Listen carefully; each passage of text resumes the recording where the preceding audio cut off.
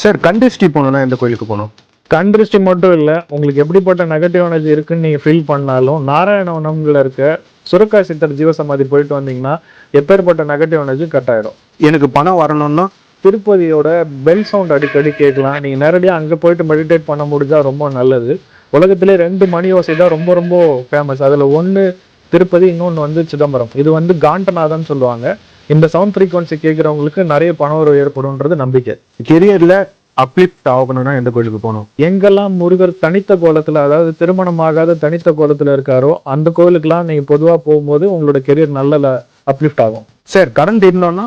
கடன் தீர்றதுக்கு நீங்கள் எந்த ஊர்ல இருந்து பார்த்தாலும் சரி, உங்கள் ஊர் அருகாமையில் சிவன் கோயிலில் இருக்கிற பைரவரை அஷ்டமி போயிட்டு தரிசனம் பண்ணிகிட்டே வாங்க. உங்களோட கடன் கொஞ்சம் கொஞ்சமாக குறைஞ்சிரும். சார் ஃபைனலாக ஒன்று திருமணம் ஆகணும்னா? திருமணம் ஆகணும்னா உங்களோட 7ஆம் இடம் எப்படி பாதிக்கப்பட்டிருக்கா, நல்லா இருக்கான்றதை பார்க்கணும். நிறைய கோவில் இருக்கு, ஆனால் 7ஆம் இடத்துல இருக்கிற கிரகங்கள் தான் என்ன சொல்ல போகுதுன்னு அதை வச்சு தான் ஒருத்தருக்கு என்ன தாமத திருமணம், அதுக்கான கோவில் என்ன, நம்ம அதை வச்சு தான் நம்ம சொல்ல முடியும்.